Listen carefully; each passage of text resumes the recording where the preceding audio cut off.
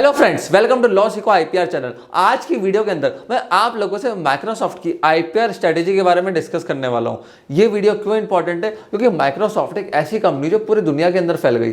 कैसे माइक्रोसॉफ्ट ने अपने बिजनेस का एक्सपेंशन करा, कैसे उन्होंने अपने सॉफ्टवेयर्स को, टेक्नोलॉजी को प्रोटेक्शन दी जिनसे कोई दूसरा इनकी टेक्नोलॉजी को कॉपी ना कर पाया। अगर माइक्रोसॉफ्ट ने यूएस के अंदर कोई सॉफ्टवेयर बनाया होता और इंडिया में किसी ने उसको इजीली कॉपी करके अपनी खुद की कंपनी चालू कर दी होती तो आज माइक्रोसॉफ्ट इतना बड़ा नहीं बन पाता। कैसे ही कंपनी ने ग्रो करा, इस कंपनी की कॉपीराइट से लेकर, पेटेंट से लेकर, ट्रेडमार्क से लेकर और सारी ट्रेड सीक्रेट्स, सारी स्ट्रेटेजी मैं आपको इस वीडियो के अंदर बताने वाला हूँ। सबसे पहले बात करते हैं ट्रेडमार्क्स की। माइक्रोसॉफ्ट इस समय 10,000 से ज़्यादा ट्रेडमार्क्स ओन करता है। बहुत सारे ट्रेडमार्क्स इनके नाम पर रजिस्टर्ड है पूरे वर्ल्ड के अंदर। माइक्रोसॉफ्ट को ट्रेडमार्क की इंपॉर्टेंस तब समझ में आई जब 1985 के अंदर इन्होंने विंडोज़ नाम का ऑपरेटिंग सिस्टम लॉन्च करा। 1990 तक इन्होंने उसका ट्रेडमार्क ही नहीं लिया था।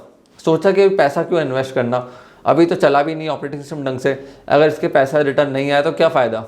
1990 के अंदर 5 साल बाद जब इनको ट्रेडमार्क का ध्यान आया कि बाकी कंपटीशन भी कहीं हमारे ब्रांड नेम को यूज़ ना कर ले, तब इन्होंने ट्रेडमार्क एप्लीकेशन फाइल करी। 5 साल निकल चुके थे उस चीज़ को। जैसी एप्लीकेशन फाइल करी, इनिशियली एप्लीकेशन के ऊपर ऑब्जेक्शन आ गया कि आप 5 साल तक आपने फाइल क्यों नहीं करी, और अब काफ़ी फेमस नाम हो चुका है, प्लस एक विंडोज़ बहुत कॉमन नेम भी था। फाइनली माइक्रोसॉफ्ट को ट्रेडमार्क अलॉट हो गया विंडोज़ का। अगर उस समय माइक्रोसॉफ्ट को विंडोज़ का ट्रेडमार्क अलॉट नहीं होता तो हो सकता है आज बहुत सारी कंपनियां माइक्रोसॉफ्ट की जो विंडोज़ नाम है उसको यूज़ कर रही होती। उसके चलते बिल गेट्स और बाकी कंपनी के को फाउंडर्स एंड इन्वेस्टर्स ने डिसाइड करा कि हम जब भी कोई प्रोडक्ट मार्केट के अंदर लेकर आएंगे, सबसे पहले उसका ट्रेडमार्क एनी हाउ फाइल करेंगे, जिससे कहीं हमारा मार्क डिल्यूट ना हो जाए और हमें फ्यूचर के अंदर इश्यूज़ ना आए। क्योंकि देखिए, माइक्रोसॉफ्ट के पास है क्या, माइक्रोसॉफ्ट कंप्यूटर थोड़ा बेचता है, वो सॉफ्टवेयर बेचता है। मतलब आज मान के चलो 30-40 हज़ार रुपये का लैपटॉप आता है, डेल, HP किसी का भी, उसके अंदर अगर मैं लाइसेंसिंग लेने जाऊँ ना माइक्रोसॉफ्ट के सॉफ्टवेयर की, तो मुझे अराउंड होम का सॉफ्टवेयर पड़ता है 25,000 रुपये का, और वर्क का लेने जाऊँ उसके अंदर वर्जन होते हैं माइक्रोसॉफ्ट के अंदर, तो वो 40,000 रुपये तक का पड़ जाता है। फिर उनके अंदर ही बहुत सारी प्रीमियम सर्विसेज आती है। तो सोचिए, सॉफ्टवेयर एक बार बनाना है, एक्सपेंशन के लिए उसको मल्टीपल सेल करना है। एक सॉफ्टवेयर से अगर 40,000 रुपये कमा रहे हैं, जिसमें एडिशनल की कोई कॉस्ट नहीं है, सिर्फ की देते ही हैं, तो कितना रेवेन्यू कंपनी जनरेट करी होगी पूरे वर्ल्ड के अंदर। एंड इवन जब माइक्रोसॉफ्ट फेमस हुआ था ना, उस समय स्टीव जॉब्स ने बिल गेट्स को अप्रोच करा था। किस चीज़ के लिए? कि भैया हमारे लिए भी एक OS तैयार कर दो। उन्होंने इंजीनियर्स को भी हायर करा, माइक्रोसॉफ्ट के काफ़ी टीम को हायर करा।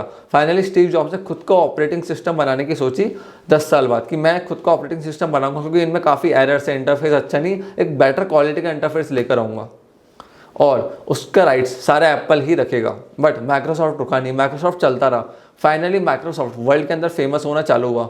IBM ने माइक्रोसॉफ्ट का जब काम देखा, ऑपरेटिंग सिस्टम देखा, तब उसी समय IBM ने बिल गेट्स को ऑफर दिया था कि हम आपके सारे सॉफ्टवेयर के लाइसेंसिंग राइट सब कुछ खरीदना चाहते हैं, अमाउंट आप बताइए, हम उस अमाउंट में परचेस करेंगे। बिल गेट्स ने मना कर दिया कि मैं अपने राइट्स नहीं बेचूंगा, मैं अपने राइट्स की करूंगा लाइसेंसिंग। देखो, यहाँ पे 2 तरीके होते हैं बिजनेस करने के। या तो आप कंप्लीटली अपने ट्रेडमार्क्स, कॉपीराइट, पेटेंट सामने वाले को सेल कर दो, कंप्लीट सेल, जिसमें फिर आपका कोई राइट नहीं रहता है फ्यूचर के अंदर। या फिर आप लाइसेंसिंग कर दो, एक एग्रीमेंट होता है लाइसेंसिंग का, जिसमें सामने वाला पर्सन आपको हर बार कोई फीस देगा, राइट आप का रहेगा, ओनर आप रहोगे, आप सामने वाले को यूज़ करने के लिए परमिशन दे रहे हो। अब बिल गेट्स के जो को फाउंडर थे, उन्होंने कहा कि यार बिल, अगर IBM को ये ऑफर पसंद नहीं आया लाइसेंसिंग का, उसने खुद का एक OS डेवलप कर लिया, तो हम तो मार्केट से आउट हो जाएंगे। IBM बहुत बड़ी कंपनी है, उनके पास बहुत सारे फंड्स है। बिल गेट्स फिर भी माने नहीं। फाइनली IBM ने माइक्रोसॉफ्ट से लाइसेंसिंग में उनका सॉफ्टवेयर ले लिया, और माइक्रोसॉफ्ट से उसको हर साल $60 मिलियन का फ़ायदा हुआ। ऐसे करते करते माइक्रोसॉफ्ट ग्रो करने लगा। आज के टाइम में माइक्रोसॉफ्ट के पास 90,000 से ज़्यादा पेटेंट एप्लीकेशन माइक्रोसॉफ्ट फाइल कर चुका है। एंड 2007 के अंदर इनको वर्ल्ड में सबसे ज़्यादा पेटेंट्स ग्रांट हुए थे, जिनके लिए इनको काफ़ी सारे अवार्ड मिले थे। 2007 में इनको 1637 पेटेंट्स इनके रजिस्टर्ड हुए थे, इनके ग्रांट हुए थे, जो कि सबसे बड़ा नंबर है वर्ल्ड के अंदर। 2007 में इनको काफ़ी सारे अवार्ड्स भी मिले थे उसके लिए। और माइक्रोसॉफ्ट हर साल अपने पेटेंट्स की R&D के लिए $12 बिलियन इन्वेस्ट करता है। $12 बिलियन, सोचिए, इतना तो ओयो और ओला की नेटवर्थ नहीं है जितना ही अमाउंट इन्वेस्ट कर देते हैं अपने R&D के ऊपर।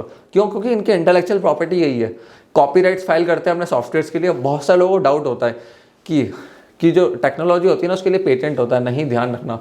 सॉफ्टवेयर्स के लिए कॉपीराइट होता है, जो कोड लिखा जाता है वो एक आर्टिस्टिक वर्क होता है, लिटरेसी वर्क होता है, नॉट आर्टिस्टिक वर्क। तो उसके लिए कोड लिखा जाता है, कोडिंग होती है प्रॉपर, तो उसका ये कॉपीराइट लेते हैं। आर्टिस्टिक वर्क जो एप्पल की आप वेबसाइट देखते हो ना, जो डिज़ाइन देखते हो पूरा एप्पल का, जो यूनिक इंटरफेस बनाया गया, वो उनका एक आर्टिस्टिक वर्क है, तो उसके लिए वो कॉपीराइट फाइल करते हैं। और ये जो कोडिंग अपन पीछे लिखते हैं, जो प्रोग्राम रन करते हैं, ये एक लिटरेसी वर्क है, इसके लिए कॉपीराइट फाइल होता है। पेटेंट कब फाइल होता है? जब आपने कोई प्रोसेस में इनोवेशन कर दिया हो। लेट सपोज मैंने कोई एक नया सिस्टम क्रिएट कर दिया, कोई नई टेक्नोलॉजी, जैसे क्रिप्टो करेंसी है, इसका पेटेंट ले सकते हो। वो एक अलग तरीके की टेक्नोलॉजी आप मार्केट के अंदर ले आए, नया प्रोसेस, नया इनोवेशन, आप इसको और बेहतर तरीके में लो। तो जैसे विंडोज से इंटरनेट के लिए कनेक्टिविटी चाहिए होती है, अगर माइक्रोसॉफ्ट कुछ ऐसा सिस्टम डेवलप कर पाए जहाँ पे इनको इंटरनेट की जरूरत नहीं पड़ेगी किसी एक विंडोज पीसी को कनेक्ट करने के लिए दूसरे विंडो पीसी से, कुछ इनोवेट करे, तो वहाँ पे उस चीज़ का पेटेंट होता है। अब ये पेटेंट किस चीज़ का लेते हैं? माइक्रोसॉफ्ट ऐसा नहीं सिर्फ सॉफ्टवेयर के अंदर ही है। देखिए शुरुआत है ना इनकी सॉफ्टवेयर से हुई थी, माइक्रो मतलब माइक्रो कंप्यूटर्स, और शुरुआत सॉफ्ट